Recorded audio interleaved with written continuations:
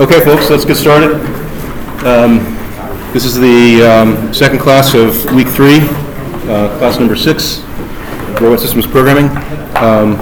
Let's see, we handed out the Edumip robot kits a week ago today, and Tyler has graciously made himself available in extra office hours to help you with soldering and bits and pieces. Tyler, is there anything you want to say about the assembly and kits? No, so I have a few extra parts, so I just want to stop by at the beginning of the class to see if I'm missing anything. So if you're missing any body parts or screws or whatnot, yeah, so Tyler's the guy to see? I'll get out of here then. Okay. Thank you, Tyler. That's all I got. Thanks also for having extra office hours to help people with the soldering and assembly.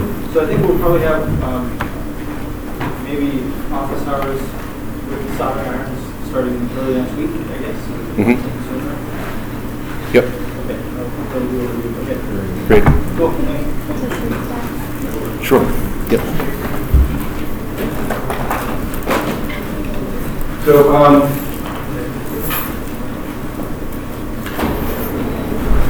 are there did people encounter any unusual problems that weren't anticipated on the course webpage? And also, if you spot errors, of which I know there are a few, I try to catch as many as I can, but I'm far from perfect. So if you spot things that are silly or obviously incorrect, or even maybe slightly incorrect, please bring them to my attention so that I can correct them. Any complaints? I see that several robots are assembled and some are balancing. That's great. Then let's have a relatively short formal part of class, and then we'll break out into a clinic. People can work on things. So we're in week 3.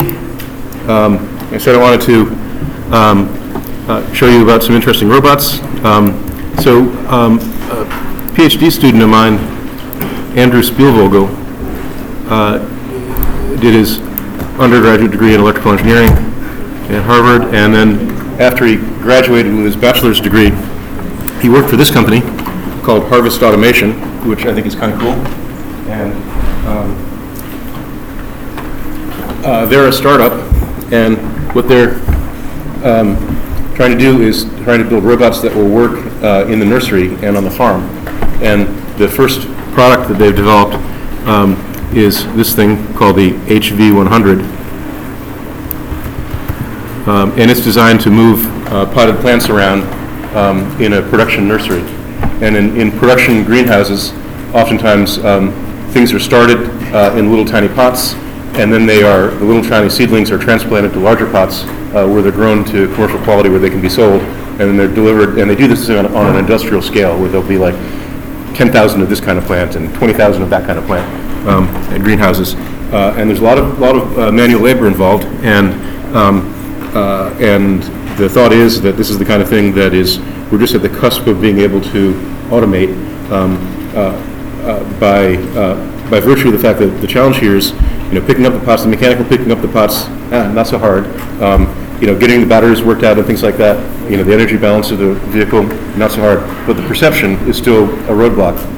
In order to do this, the robots need to actually go out and find the pots and actually maneuver to them in a fashion that they don't block themselves in or block other robots in.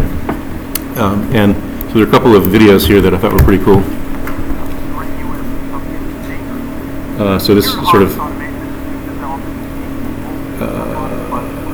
that is smart, practical, sustainable to take on these tasks. I'm not sure I'll play this whole thing. In agriculture, specifically the nursery and greenhouse sector. Yeah. Farm worker in this country is disappearing in a hurry. And whether that's good or bad, I don't know, but it's the reality. To make ag a sustainable business in the country, we have to automate. We started in the back of my house back in the day. Sorry about the sound off. The genesis of this whole thing was mine. I'll try to get this going a different time. So there's some. I'm sorry? There we go. Beautiful. Thank you. You can show how much time I've spent watching YouTube videos. So Andrew worked on part of the sensory system for this for 4 years ago. And I really like companies that sort of spot new opportunities and just dive into them. There's been a lot of work on robots for harvesting. That turns out to be a really hard thing because you need to identify where the fruit or the vegetable is and extract it from the soil or from the tree. And this seemed like an interesting application because in some senses it's more structured. And for large production nurseries, they do these things at such a scale that this might make sense. So, do they only stay about this big and It totally depends on the plant. Totally depends on the plant. For this kind of a plant, I asked my spouse, who's a horticulturalist, who said that they would start it in a small little thing, and then they would, and this grower might not even start the small plants from seed, and they take the small little seedlings and they'll put it in a production pot, which is the pot that it's eventually sold in. So, what exactly are they moving back and forth for? They're moving it back and forth they're moving it from wherever they assemble the pot originally out into the sun. The plant grows, and then they want to move it onto trucks and palletize it. And so I think those are the two main moves. Like a daily operation? No, not a daily operation. So, anyways, the HV100 for your consideration. And you can ask Andrew Spielvogel in my lab more about this. How is that cost effective? How is that cost effective? Well, they're still in business. So I had that question too because they're competing against low-cost labor, and that's a challenging thing. Different than competing against high-cost labor, for example, in the automotive industry. And however, the other thing that's true in this is that, like the automotive industry, both are dangerous. And so they believe that they have a business model, and we'll see what happens. All right, so where we left off last time, as I recall, I had walked you through the assembling of a BeagleBone Blue, and a couple students asked me questions after class that made me feel that I should emphasize a couple points. One is, this is the battery connection which plugs onto the board. When you want to power down your machine, you should log in and type sudo power off, or you can hit the power button and it should run the shutdown sequence. Once it's powered down, unplug this before you put it in the house and in your backpack. Better to carry the robot around with the battery unplugged, otherwise it's going to turn on. And also, like the screwdriver that's in your backpack, it's going to short out traces on this thing and it's going to blow out the board. So unplug this connection when you're done with the robot. And when you want to get it going again, plug it back in. And a couple of students had plugged in their robot with the USB connection and were powering the robot, and they couldn't get their motors to work properly. And that's because you can't power the entire robot over USB. You just power the CPU. And so in order to actually run the motors, you need to have the battery connected. The battery's going to be charged up. Both the battery's going to be charged up, and it's going to be connected. Then you can drive the motors.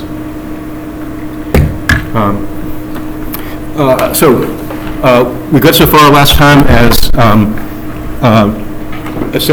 walk you through assembling this, and then booting it up with running from the card that was actually without a micro SD card, and we burned a copy of an image. It was burning while we talked on Tuesday, and so I'm going to stick that in here. I'm going to power this off. I'm going to hit the power button, and so the board goes down through its shutdown sequence. All the lights come off. I'm going to disconnect the power. I'm going to pop out the micro SD card that's in here with a known good image, and I'm going to put in the one that we burned last time, right here. The contacts pointing away from the board, and so that clicks right in. Click, click, and then I'm going to plug it in, power on, and see if we get a good image. Once the lights start flashing, that's a really good sign. And in order to connect to your robot the first time, you're going to need your micro USB cable.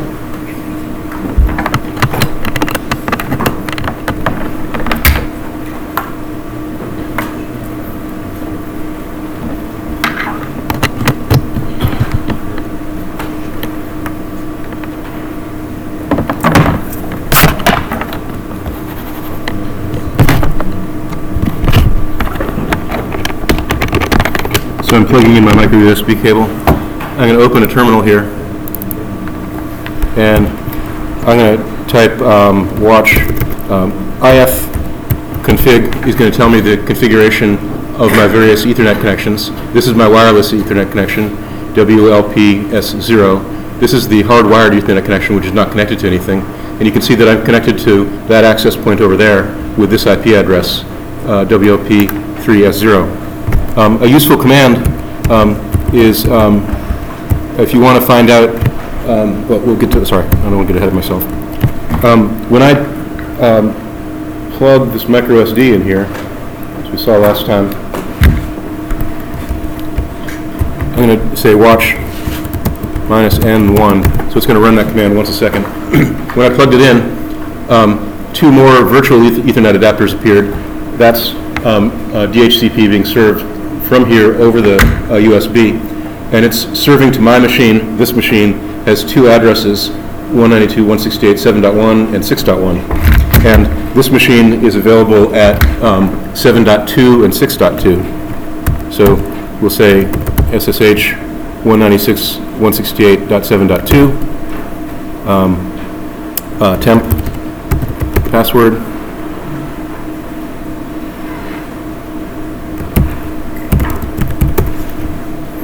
So I'm logged in, HTOP, that's the BeagleBone Blue. I'm using 33 megabytes of half a gigabyte of RAM. The swap space is not being used, the CPU is mostly idle. And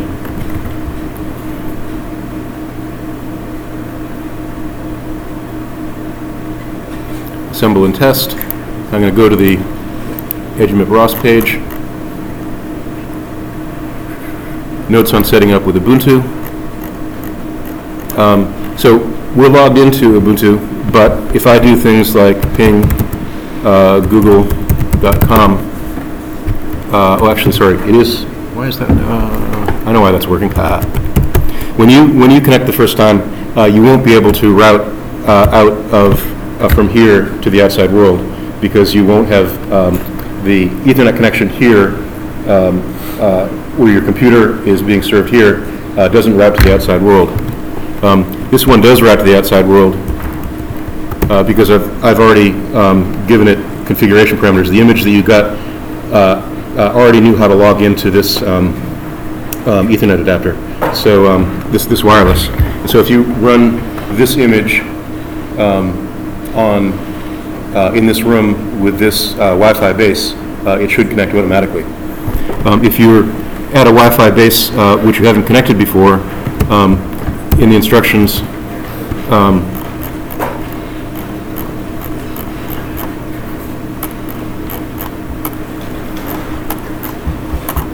me just find the right instructions here.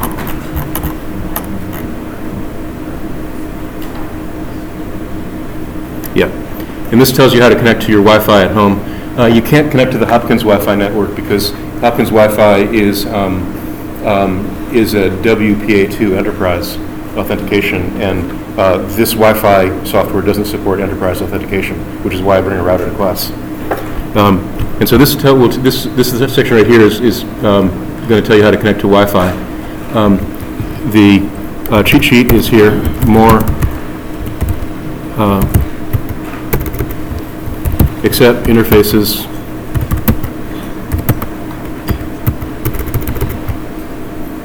Network. Interfaces. And so, in order to connect to your Wi-Fi at home, the first time, you're going to use the conman CTL program, and you're going to type in these commands, and so you're going to go conman CTL, and that gives you a little controller, and you'll say tether Wi-Fi off, enable Wi-Fi, it's already enabled, scan Wi-Fi. That's going to scan all the Wi-Fi networks. And then you'll say services, and it'll list all the different Wi-Fi networks. And you can see that the image that you got already knows how to connect to TurtleBot 2.4 gigahertz. So that image came pre-built. But if you wanted to connect to your home Wi-Fi network, what you do is you'd say connect, and then you'd choose the, with tab completion, you'd type in this insane string associated with your home network. So if I had my network at home, which is named after my cat, Clementine, you would say Clementine and Wi-Fi blah, blah, blah, and I'd say connect to, for example, if I wanted to connect to JPod, I could say connect to Wi-Fi 6A, tab completion. And if I hit carriage return, it would ask me for a password. Type in the password for the SSID, and wait 5 seconds, and it'll say connected. And it remembers that password, so next time you power up your robot in the presence of that Wi-Fi, it will automatically connect. And so you say connect, you say services, you say agent on first, on, and then you'd say connect, type in your password, and you'd be connected. So the cheat sheet is here, and this is the file that has the cheat sheet in it. If you have any trouble, contact me or the TAs. This machine is connected by Wi-Fi. Once I've connected it, I've set up this image so that every Wi-Fi network that it knows about, it will automatically reconnect once it powers up. So you don't have to do this. You only have to do this once. And IF config. So this is now my Linux machine. My Linux machine has IP address 10.101. This local network that I'm on, the TurtleBot network, I can scan it with this command. You can use the command ARP Scan, and you need to install ARP Scan. It's not installed by default. So on your notebook, you need to type sudo apt-get install ARP Scan. And I'm going to scan the, if I say if config, notice that this is my wireless internet adapter. If I say IW config, it tells me that my wireless internet adapter is connected to TurtleBot 5 gigahertz, and here are the parameters with which it's connected. So IF config and IW config are your friend. And we're going to do sudo ARP scan minus interface is equal to WLP3S0, which is the wireless Ethernet, minus localnet. That says it's going to scan the local subnet. So local subnet is 192.168.10.anything. And ARP scan is not perfect. It misses things. But those are the ones that it found on the first pass. And sometimes it gets false duplicates.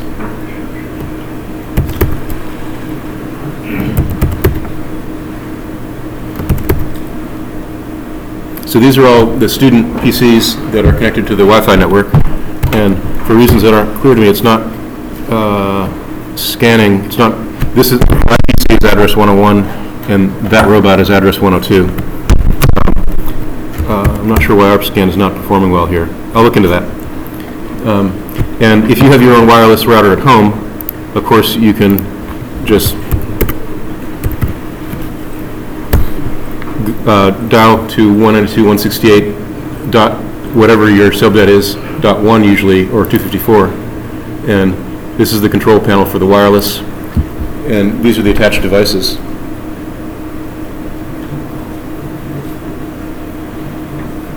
So I'm talking to that base over here. What we have here is a couple of robots that are connected. Here's my robot, .102, and somebody else's robot is connected right here through wireless to .6. And these are people's PCs, and this is my PC, LW ThinkPad 450S. And these are the MAC addresses, which you can find out with IF config. So the unique address of the Ethernet adapter is right here for my wireless adapter. And you may be aware that the developers of Ethernet specified back in the early days at Xerox PARC that every Ethernet adapter ever manufactured in the history of time will have a unique address, which is kind of neat. And so that's called the MAC address. And if you want to use your robot and your PC in class here with this router, and you want your PC and your robot to always have the same IP address from week to week and day to day, then if you email me the MAC address for your PC and the MAC address for your robot, then I can reserve them on the router. And so you can do reserved. You can reserve addresses. All right, so connecting to the robot, we're running a brand new image that we burned. It knew how to connect to this router already because that's how I configured it. It won't know how to connect to your router at home. And if you want to find out what the wireless IP address of your robot is, connect over the USB, SSH in, type ifconfig and iwconfig, and you'll learn what the wireless IP address is. And once you have that, then it's better to connect over the wireless. So I'm going to connect to my robot over the wireless. Yes, temp password. We talked about the liveness tests. With this new image that you've installed, you want to redo your liveness tests, and so you can do things like RC check and use tab completion battery. So the battery is at 8.2 volts. 8.4 volts or so is about full, and 7.8 or something like that is pretty empty. And we can do RC. We did this once when we were booting off test. When we booted off the image that was built into this board, now we're booting off the image that we burned ourselves with Etcher, and so we want to rerun the tests. And so when I rotate these wheels, the encoder should count up and count down. So one of my encoders fell off, and it wasn't counting. So if I reassemble it, carefully.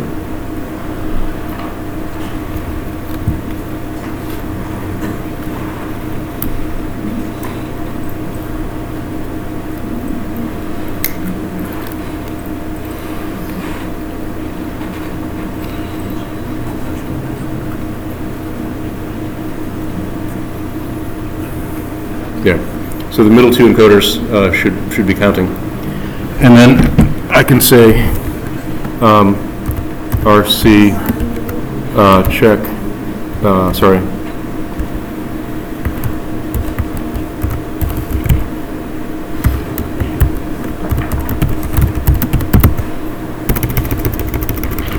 Test. Motors minus duty cycle 0.1, and they should rotate in opposite directions, which they're doing.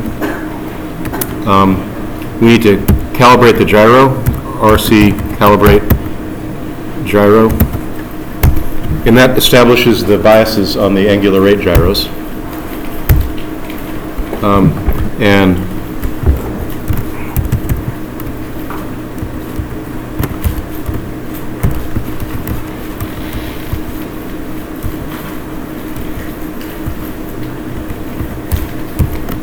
And then RC check IMU, test IMU,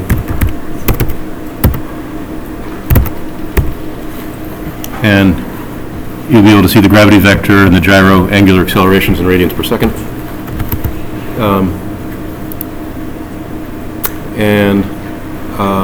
Last but not least, check, and you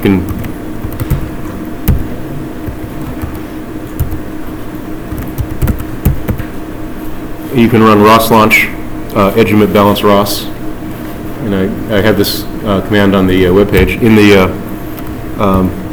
so there's a package pre-installed which does balancing.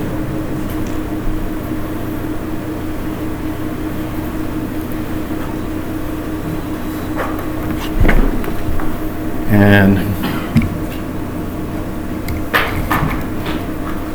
yay, it balances. So that was a brand new image that we burned, and it's balancing. So that's a good sign. And once you have your Ubuntu image burned, and you tested it, and you know you can run ROS on the BeagleBone, then you can come back to the main web page and work on this week's assignment. Yes. Does that first RC underscore balance rule that package, does that come on the image notifications? Yes. Yeah. And so it's part of the Robotics Kit.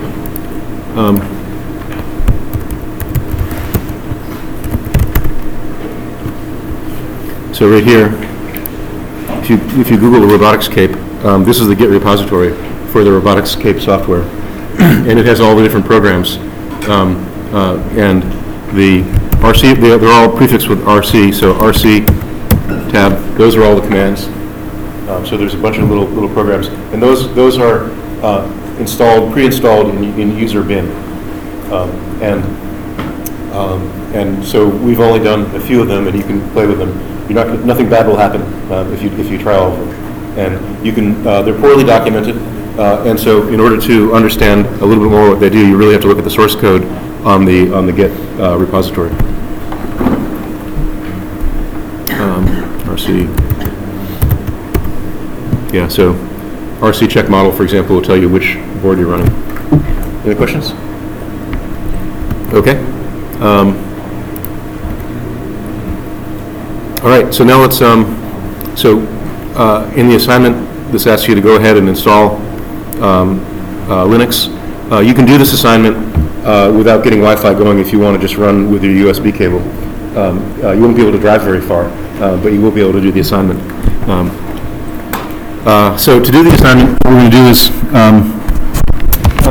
you're going to get your joystick and test it. And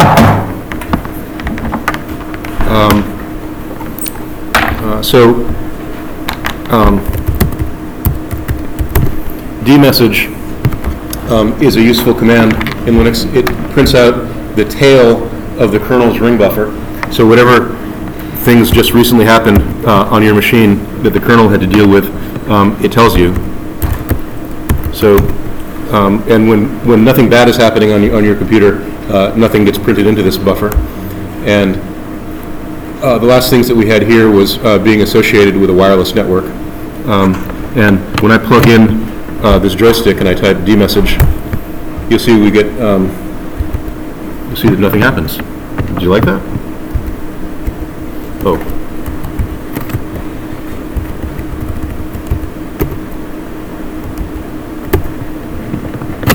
That's interesting. Port.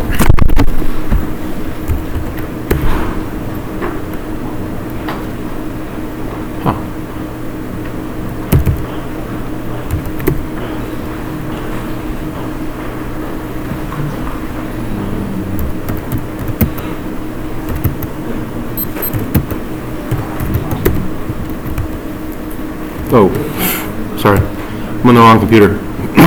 I was logged into the robot. Let's try that again. So when I plugged in, now that I'm on the right computer, Dmessage, when I unplug the joystick, I'll see messages here saying USB device was disconnected, device number 43. And when I plug it in, you see that it found a new full-speed USB device, blah, blah, blah. It's a gamepad F310. So this just tells you whether things are working okay. A good program for testing your joystick is JS test GTK. JS test is just a graphical one. The JS test GTK is a non-graphical one. So you select this joystick, and then you can verify that you're alive. For this joystick, there's a switch on the back of it. X and O, you want to be in the X position. That's the default. And if you hit the mode switch, then the mapping of the keys will change. And so there's different mappings. And this is the default mapping for the joystick. And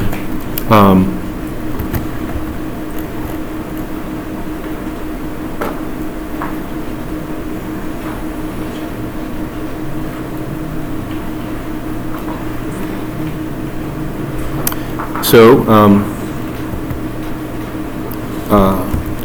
there's a package.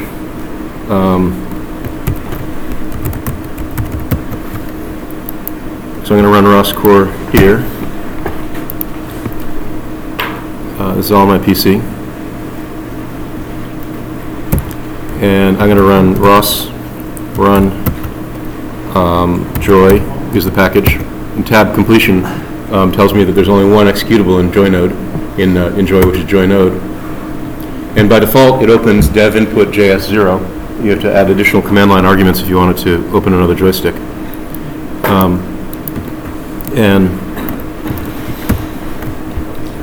And we can take a look at ROS topic list. There's a joy topic. Echo joy. Nothing happens, and when I move the joystick, it starts blasting out packets. So these are the joy messages, and it's an array. It's a header with a timestamp, seconds and nanoseconds since 1970, UTC, and there's a bunch of floating point axes and binary buttons. And I'm going to map my forward and backward motion to the first entry, 0 first entry, and my left to right to the 0th entry in this array. That's just my choice. So, so I've asked you to make a project called Joy Twist with a launch file and a C++ file. And my version of this looks like this.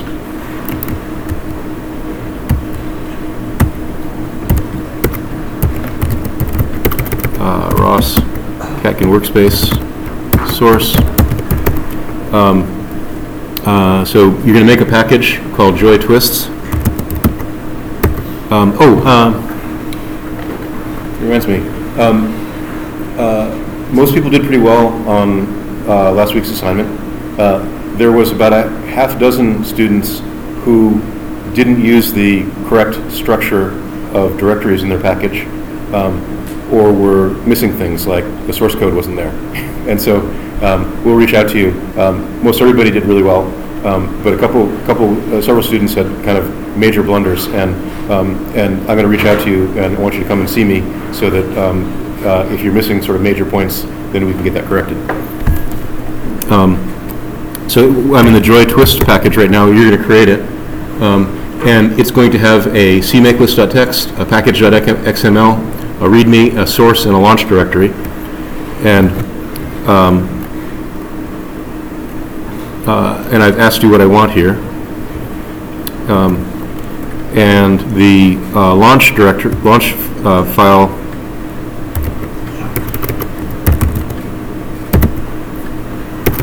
Let's look at source first. Source. I've asked you to write a program called Joy Twist node, and here's my version of the Joy Twist node.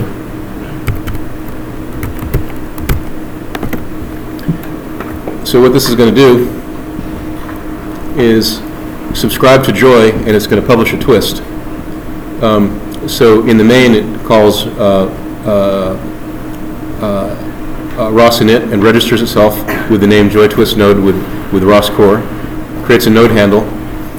It advertises that it's going to publish on the topic edgymip command, and it's going to publish a geometry message of type twist.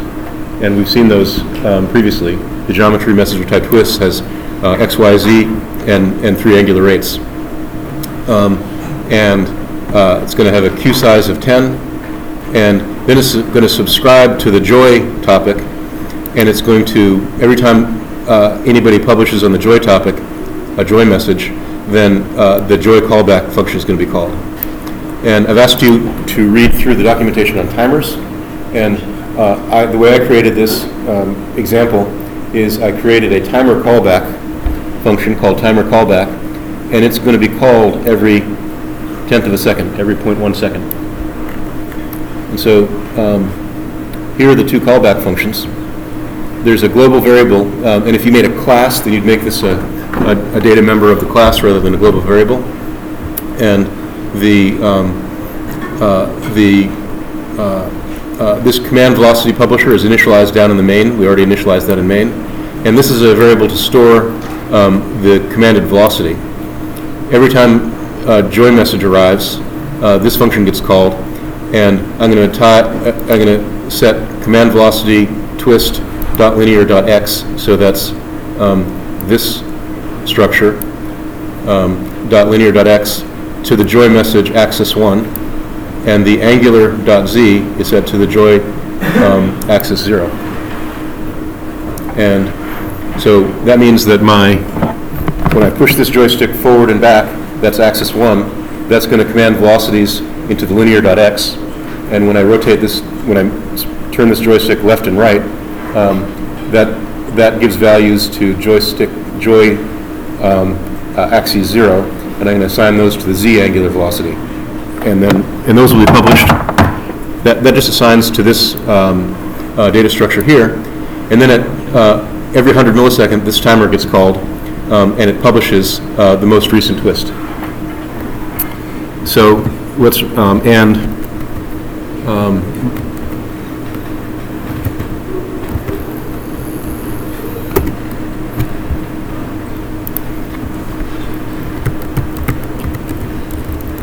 and I ask you to make a launch file, joytwist.launch. And all this does is it launches one instance of the joystick node and one instance of the C++ node that I showed you. And together, they work like this. ROS launch, joy, twist.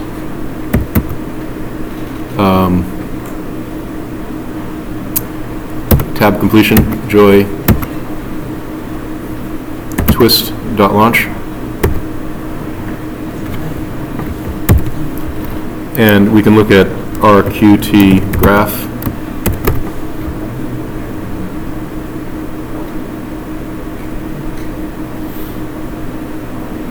So there it is. And we can also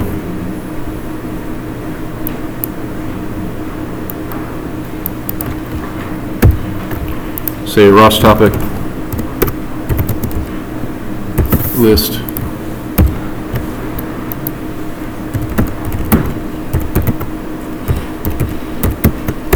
so here's ROS topic, echo. So every time I move my joystick, I get some joy messages. And over here, I'm going to do ROS topic echo edumip command. And those things are coming out at 10 hertz all the time, not only when, and you can see the values are propagated across. And last but not least, I want to fire up my edumip. So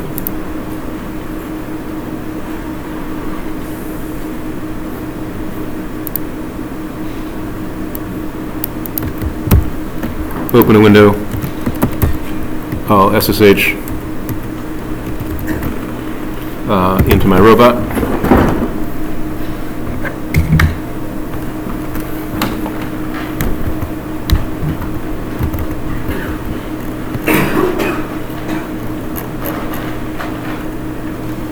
All right, and for this to work, we need to configure ROS. What we want to do is we want the edumip balance program over there to subscribe to a topic which is published on this machine. So they want to both access the same ROS core. And in order to do this, we need to make sure that we know the IP addresses of both your PC and your robot. And in this example that I'm doing here, my PC has an IP address of 192.168.10.101. And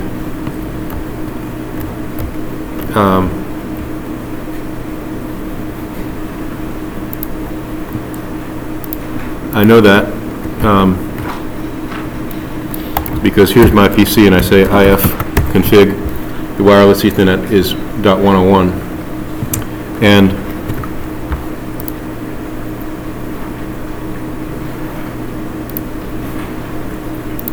on my PC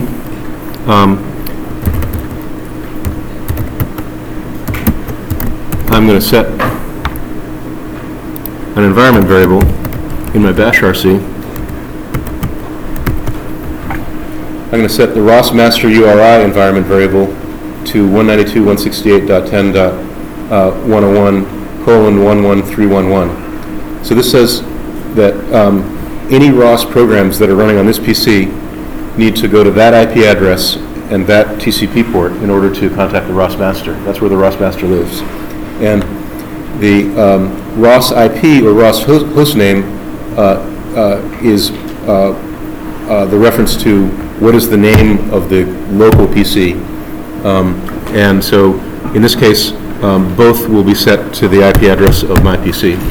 So this is where to find ROS core and what is my IP address. And the reason that you specify what your IP address is that it's not unusual for PCs to have multiple IP addresses. If they're on different subnets, they can simultaneously have multiple IP addresses. And then if I log out and log in on my shell, or if I type source.bash RC, then I can say print environment and grep ROS, get all the environment variables. There are a lot of environment variables. Too many. But if I say print environment grep ROS, these are the ROS environment variables, and I can check that I've got ROS master URI set to point to this PC, and that I'm telling ROS that the local PC address for this PC is 101. And then I can do things like I can say ROS launch joy. Oh, actually, we already ran that, right? Yeah, it's running. And so that's running. And now I'm going to SSH to 10.102 to the robot and get the robot set up. Temp password.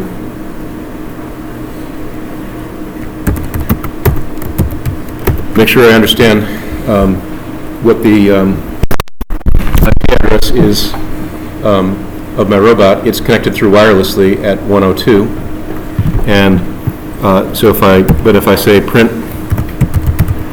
remember this is the virgin image that you burned. Notice that ROS master and ROS IP are not populated, so we'll say emacs.bash, and you'll need to do this bash.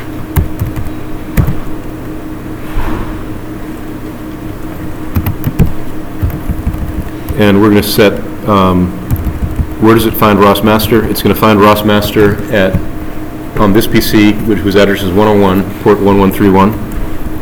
And the IP address of programs, the IP address of that machine is .102, so ROS programs running on that machine will know what its own IP address is. So you need to set these things up appropriately. And you can see this, the ROS Kinetic being set up here and the local workspace being sourced. And now if I say source bash RC, print environment ROS master URI is now, programs running on that machine will refer to the ROS master that's running here. But programs that are running on that machine will know that that machine's address is .102. And so now I'm logged into that machine. I can type ROS topic list, and if I get my topics, then yay, everything's good. So we're in business. And Catkin workspace source. I pre-installed 2 packages, and one of them is Dmessages. And you can see the only thing that's in here is a message file.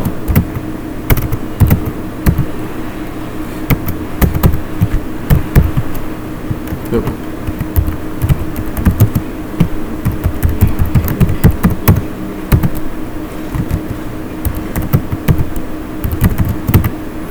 And there's just one message file, which is this one.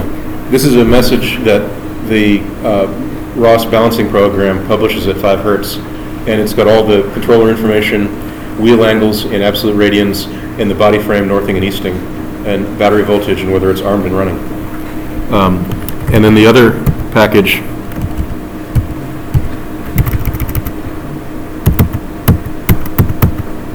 EduMip, oops, sorry. Log back in.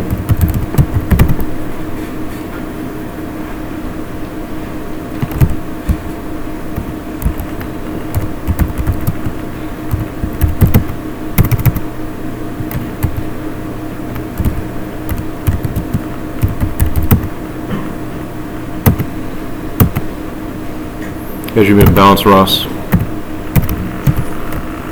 So this is the balancing program. And it has a script file, a launch file, and a source file. And the source file is a program you can look at that actually does the balancing, and it subscribes to EduMip command, and it publishes EduMip state, and the launch file just launches it. And so we can say ROS.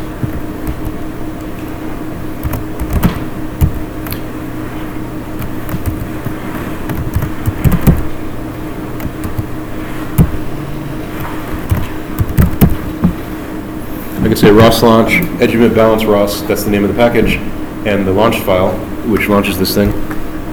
And it comes up.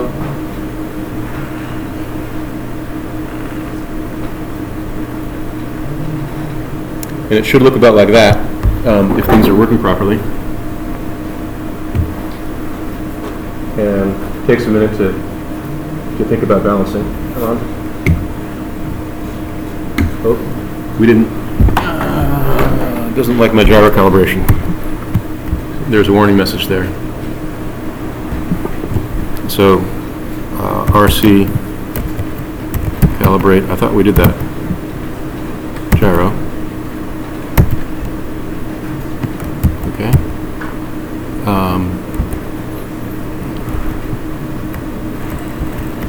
Let's try this again.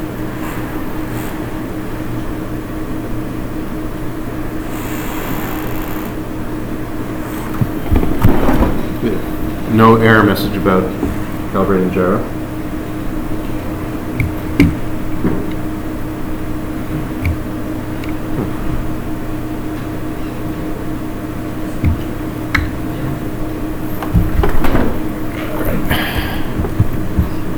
All right, if you're running this same program, please kill it. Somebody out there. I think I'm clashing with somebody out there in the.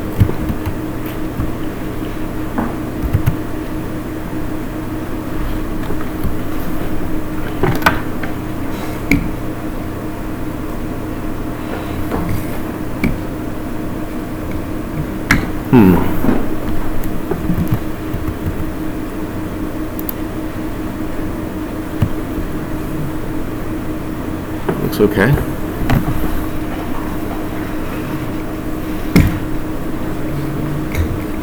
One of the problems with the balance program is that it doesn't have a lot of diagnostics. Let's take a look at it.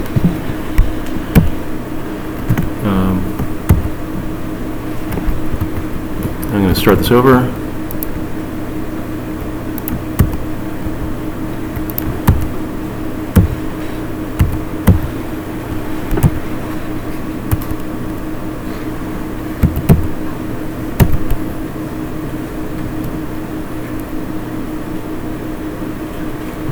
Should be okay.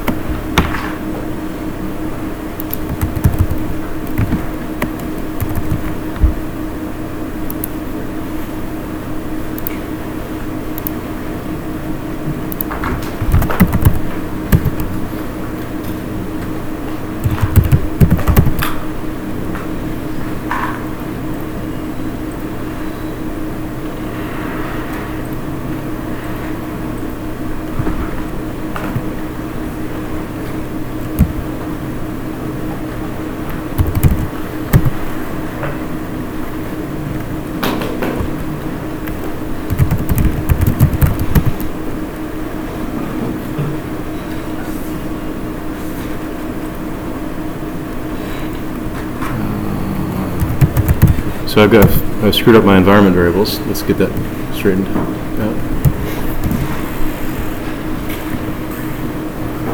So the problem here is that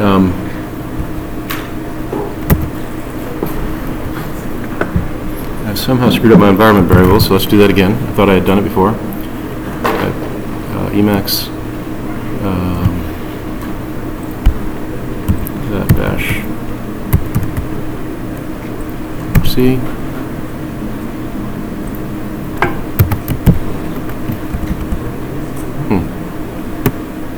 Not sure how I screwed that up.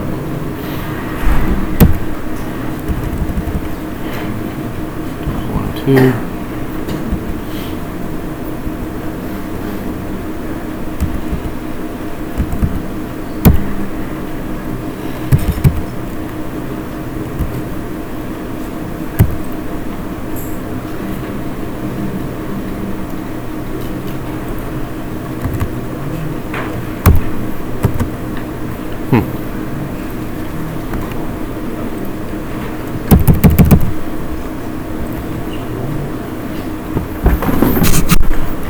I'm not sure what's wrong with this, so I'm just going to power it off and power it back on.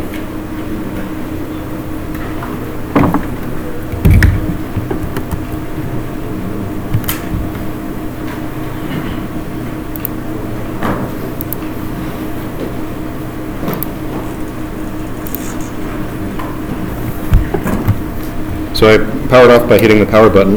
I'm going to unplug the power and plug it back in. It's going to boot up. And I'm not sure what was screwed up.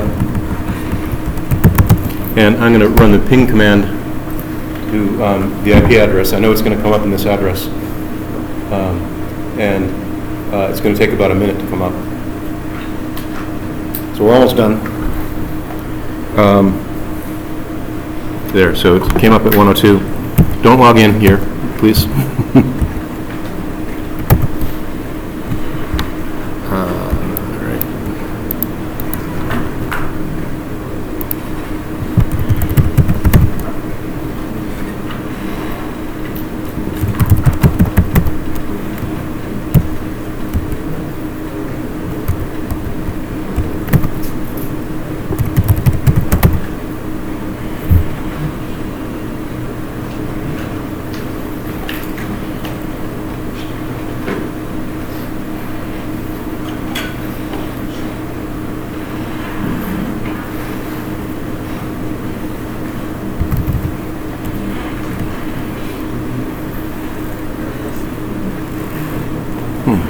Interesting.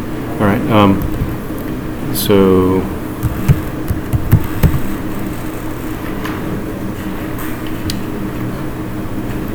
that looks okay.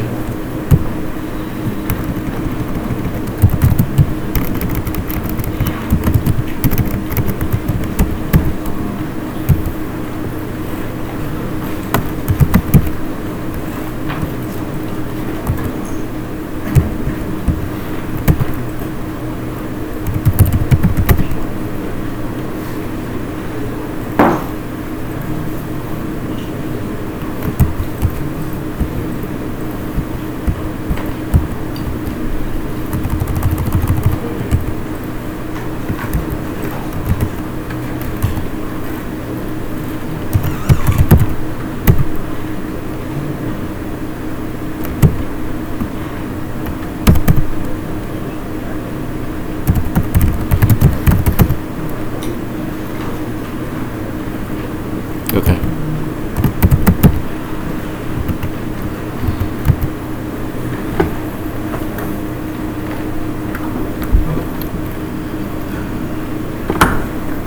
So it came up and it's balancing. Whoop. A little bit off the table. And back on this PC, RQT graph. So this is what you want to be building, a package which will do this. You'll run Edgemit balance ROS there. On the Edgemit balance ROS is running on your robot. Your Joy Twist node is publishing Edgemit command, subscribing to Joy. You should be able to drive around. Whoop. A little too fast. They're pretty robust, though. I'll try to do that. You get the idea. And then back on your host, you'll be able to see cross topic, echo, edumip, state. And so you'll be able to see these state messages streaming up on your host PC. And so it's blasting out its internal state at 5 hertz. So, questions? So that took longer than I intended. I apologize. If there are no questions, then I'll declare these formal proceedings concluded. If you want to stick around and work on your robots and ask me questions, then I'll be happy to hang out. All right? Yes? The last time that you know, SSH was one of the robots you had to power them to the previous context. Yeah, so when you connect to an SSH via SSH the first time to a new computer, the SSH will ask you, are you sure you want to connect? And what it will do is, if you look in your, I'm on my PC right now, CD, CD. If I look in .ssh, there's a file called known hosts, and this keeps the signatures of PCs. When it says, "Are you sure you want to connect?" and you type yes, it adds the signature of that host to this file. And so, what will happen, for example, what is likely to happen if you SSH into the robot with the default Debian image, and then you SSH to the same robot with the Ubuntu image, and they have different signatures.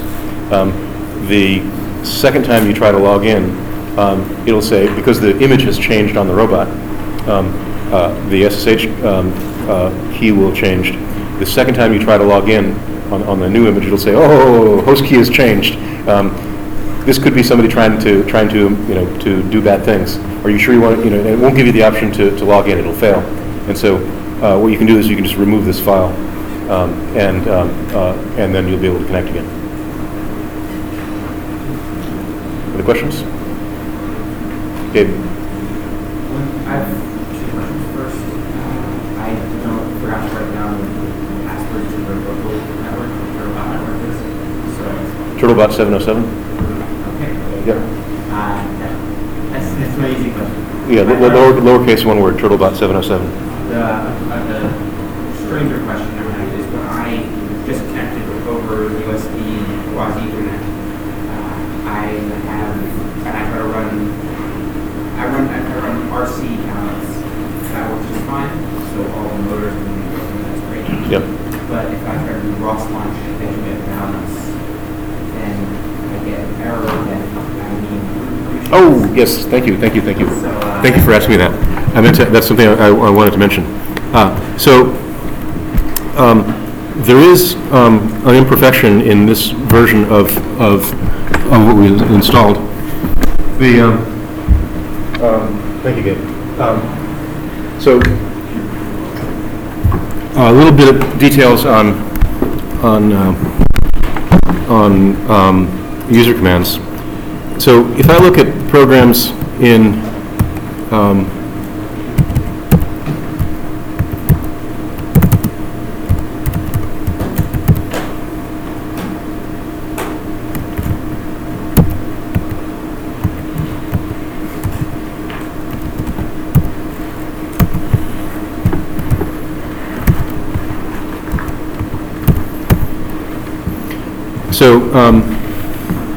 if I look at programs in user bin, the question is how. So the programs that are in user bin are special because they can access the hardware of the host in real mode, and they can do that because they have what's called the sticky bit set, if you do man chmod. So normally only programs that are being run by root can access hardware, and if you look through chmod, you're familiar with being able to set read and write and execute privileges. But there's also this S privilege right here.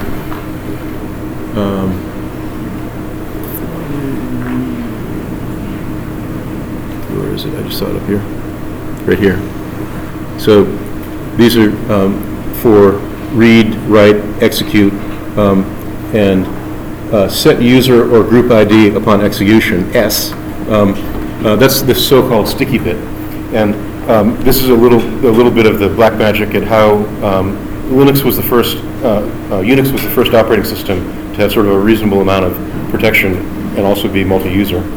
And you want to be able to have users execute programs that access the hardware, but you don't want them to be able to write their own programs to access the hardware. So the way the developers of Unix solve this problem is that all of the system calls that you can make, programs you can run like ls or chmod or what have you, that are actually accessing hardware in real mode, the system managers install those and the system manager trusts them. And so by setting this S bit, what happens is when a user executes this program, so when a user executes, for example, ls minus l user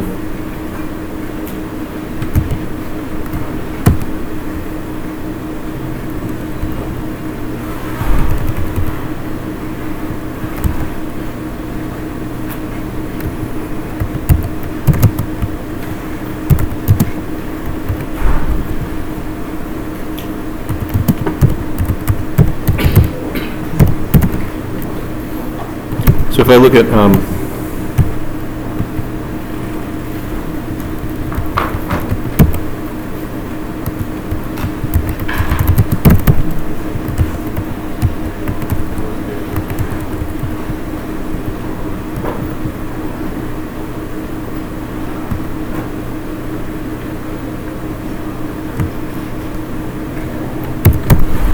so if I look at the ls command, it's located in the bin directory. It's owned by root, and its group is root. But it's set so that anybody can execute it, and its sticky bit is set. And so what that means is when I LLW execute it, it looks at when it executes that program with me as the user that's executing it, it will set the UID of the program to the group ID of the file, and so it'll run as root, even though I'm a non-root user and I'm running it. And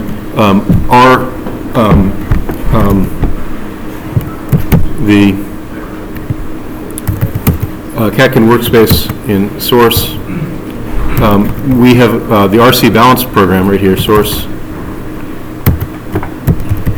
edumip.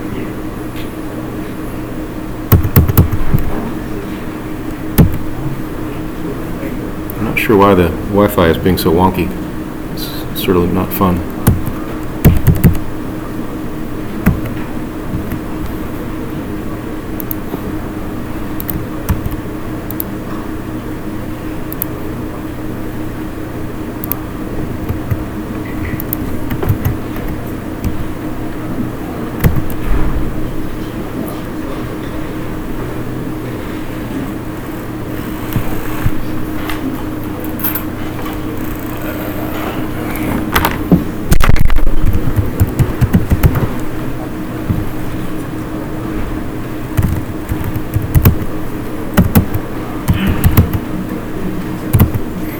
So the program edumip balance ROS in this source directory, here's the program that does the balancing.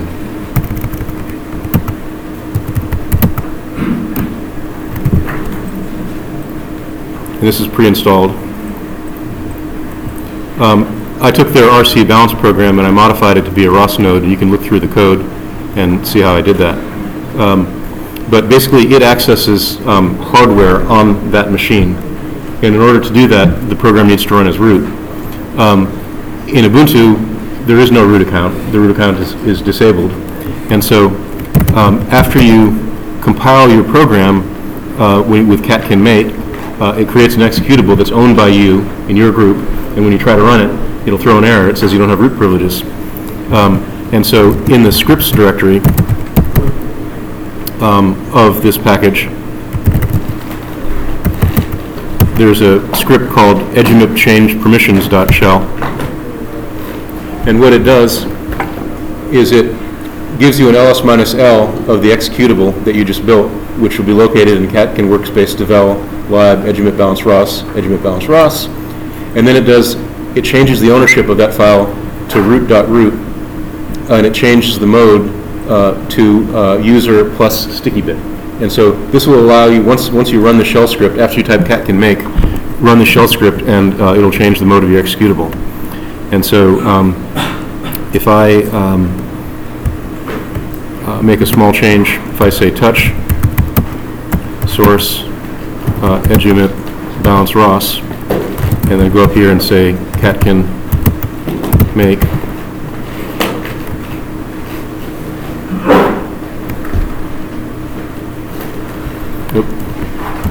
wrong directory, and I recompile the balance program.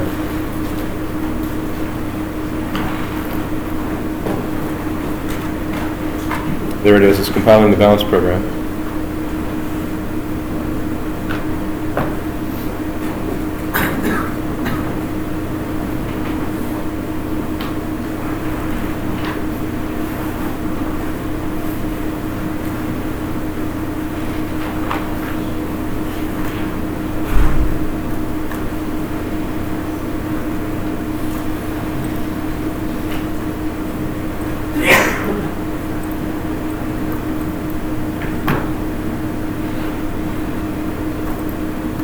Thinking, and then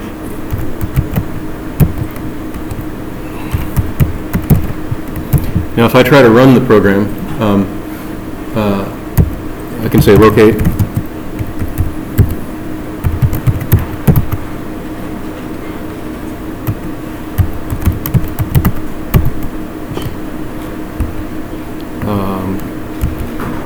so if I try to run it, it's going to throw an error because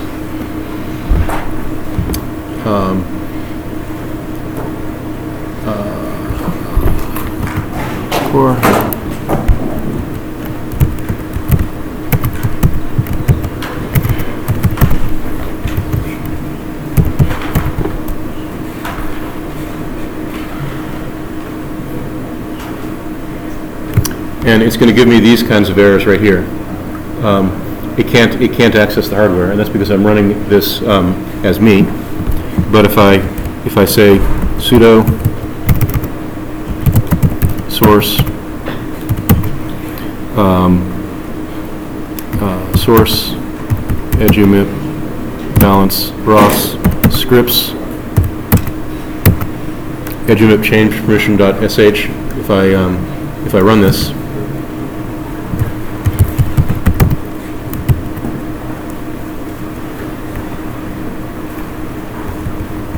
sorry, not source, dot. So I ran this thing as root, and what you can see is that when it did the ls-l on this file, this is the executable file right here. That's the executable. You can see that it was read-write executable, and it was owned by Ubuntu and group Ubuntu. And then we did a sudo change ownership to root, user root, group root, and this is the name of the file that it changed the ownership. And then we set the sticky bit chmod u plus s to the same file, and then we did an ls-l, and notice what we have here. We've got this file, home Ubuntu catkin workspace devel lib edumip balance ros. That's the executable that we created. It's owned by root now in group root, and it has execute privileges for everybody, and the sticky bit is set S. And so now when I type So there's going to be an extra step when you compile this particular program. Not every program, but just this particular one. And now, after I do that extra step, I can run this program and it can access the hardware, even though I'm running it as an unprivileged user. The user Ubuntu is not root. So, and I've noted it on the website that this is an extra step that you need to use when you're compiling this particular program.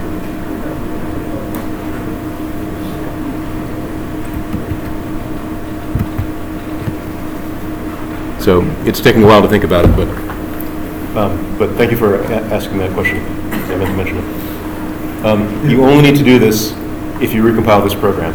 If you don't recompile this program, you don't need to do it. I think I know why mine didn't work. Because when I first put it on my image, for some reason,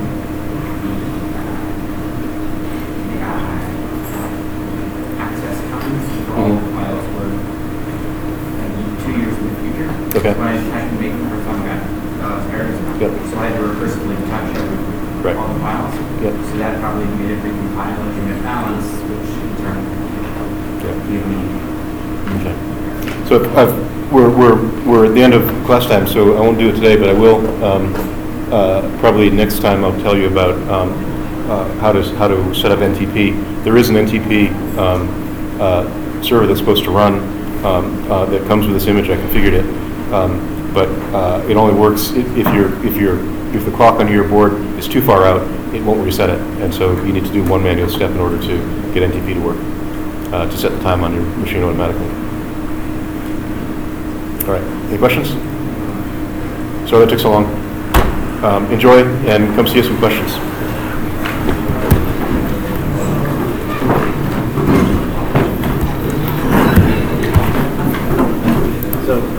Professor, I have a question on the balance program, the RC balance program. So when I try to run it and I hold it like this, it works perfectly. But when it touches the table, it would go very fast. You shouldn't do that. You should do it like this. Yeah. So when I try to do it like this, then you would go very fast. Do you have your robot? Yes, but I can't make it to. Can you show me? Yep.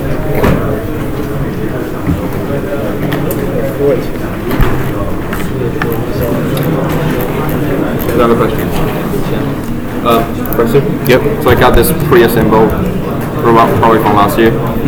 And I was charging it, but it stays at 75% for 2 and 3 hours. Is that normal? The battery may be not the best, and we can get you a new battery if it's a problem. We've got spare batteries. And I haven't done anything on my for the robot, and I don't think there's a way for me just to shut it without plugging the wire. I try to you see that push the power button? Yeah.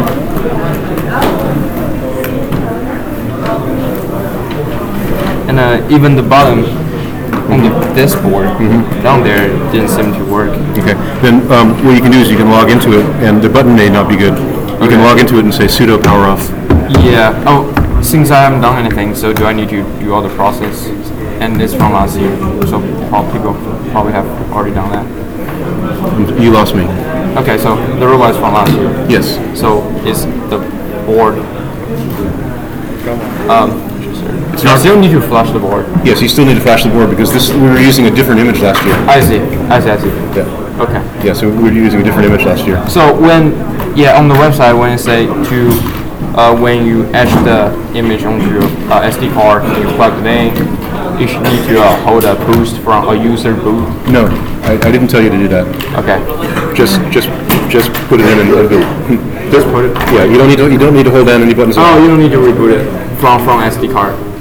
Because that's the tutorial I was following.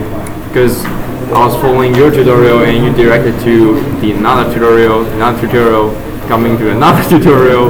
And that tutorial said after you download the most up-to-date version of the image. Okay, well, why don't you show me on the website where you went wrong? So what's the problem? it works fine last time, but when it comes to a classroom, I try to plug it in like I did last time, but it just won't make the connection. So. Well, do you have your PC? Yep. So Can you plug it in and show me? Yeah. Okay. I think there might be a file corruption on my SD card, so I might try to. Did you burn a new image? Yeah. I might try to burn a new image like tonight. Okay. So if there's. All right. Well, what you can do is just pop out your SD card and run the image that's on the motherboard. Yeah. So the image on the motherboard is fine. Okay. When I connect it via VSB, it connects instantly. Okay. But when I run the image on the SD card, it won't connect. So I think that there might be a problem on the image on the SD card. Refresh your image.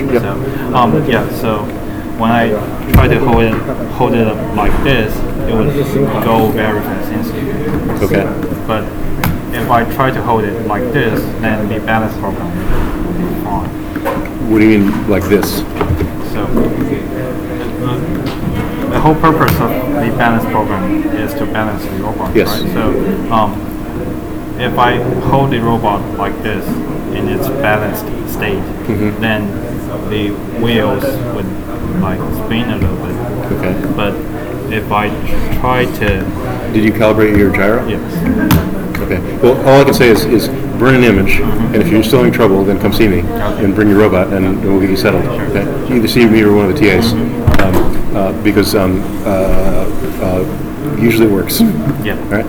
We can help you diagnose it. That's all right? what I saw. Thank you. Yep. I got the same question regarding the burning image thing. Yes. So I got a problem in the middle when I was trying to flash. It just popped as an arrow and stopped in the middle. So it was saying on my computer that the SD card would not be recognized. So thinking about re-initialize this, I could redo the burning process, I guess. But I don't know what kind of format I have to do, or is it just the wrong thing? No. So there's like a broken image on this SD card right now.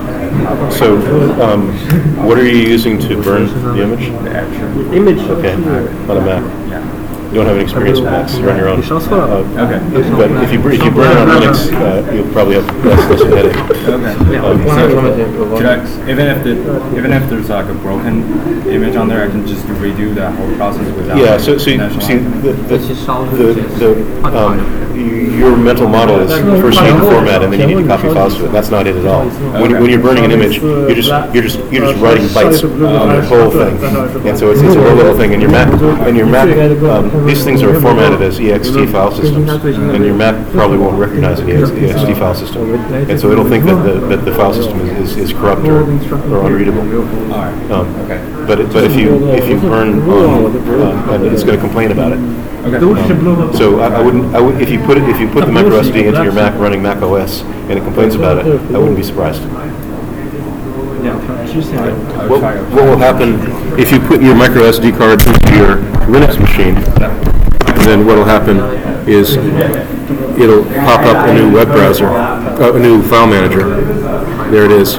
And so this is the device right here, and so you can see it's a regular device, and you can use the normal Linux utility. So G parted.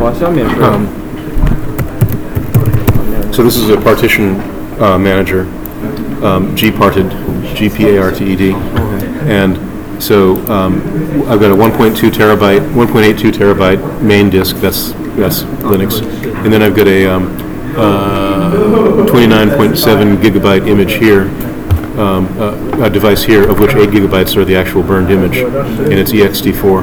And you can see most of the space is unallocated. Okay. And so the Linux is very omnivorous in terms of different file formats. I'm pretty sure Mac OS doesn't recognize ext4. Okay. Yeah, I'll do that in Rebound 2. Okay. If you have a problem, then just see me or one of the TAs. Okay. Thank you. Any other same problem? Okay. I cannot calibrate the the gyro. Every time I put the... You just put your computer down and let's look at it. Go up a chair. Why don't you grab a chair so you don't have to kneel? One right here.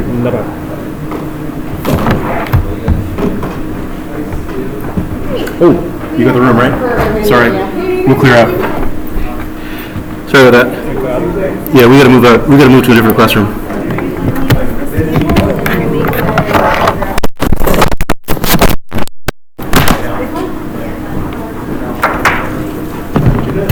Sorry about that.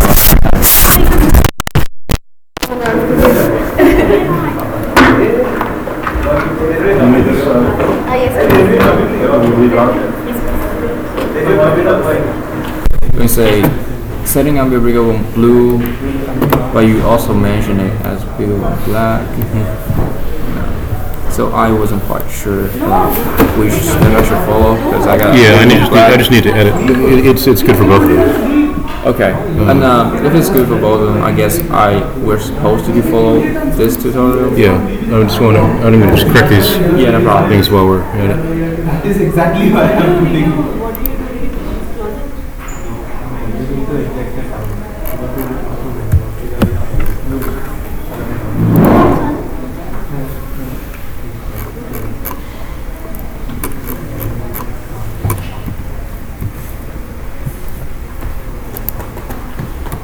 So BeagleBone Blue / black.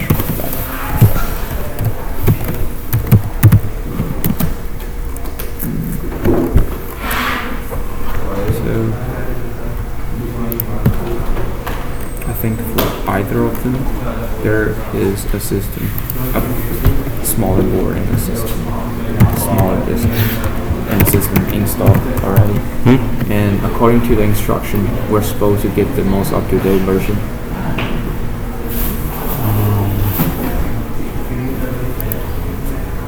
Follow the instructions, and that's the website I went to. I talked to some friends. I think they just skipped this step. That's why I do this problem.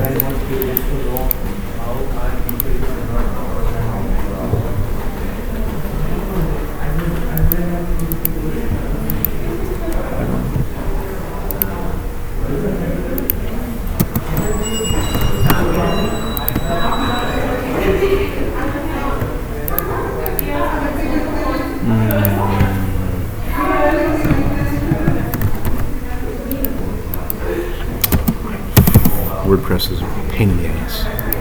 Yeah.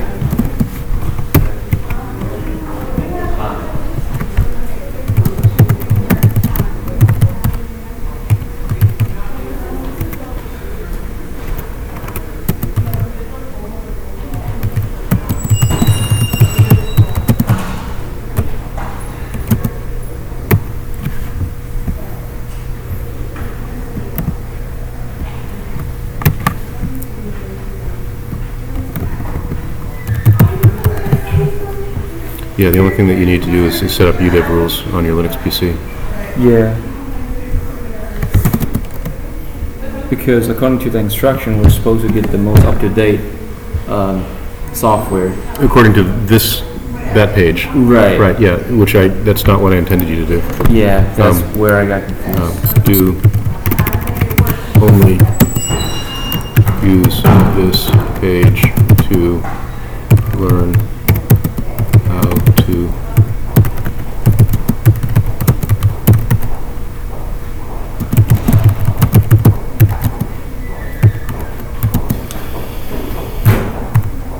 I think besides that, it's just some naming issues we have down here. Other than that, we're fine.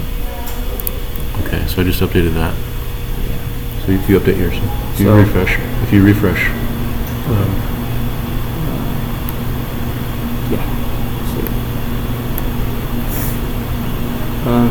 once you have BeagleBone Black, I remember you mentioned BeagleBone Blue again.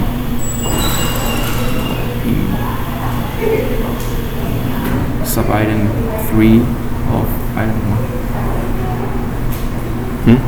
Here, you said BeagleBone Blue and Black, and then you just mentioned blue, black. Not sure if you want to keep them consistent.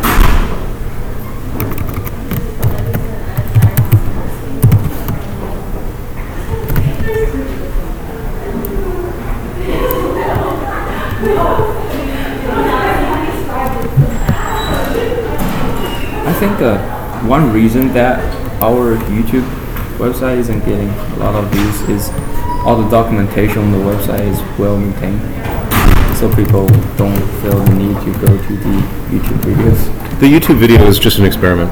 Yeah, I'm not sure how useful it'll be. Yeah, Because it's too long.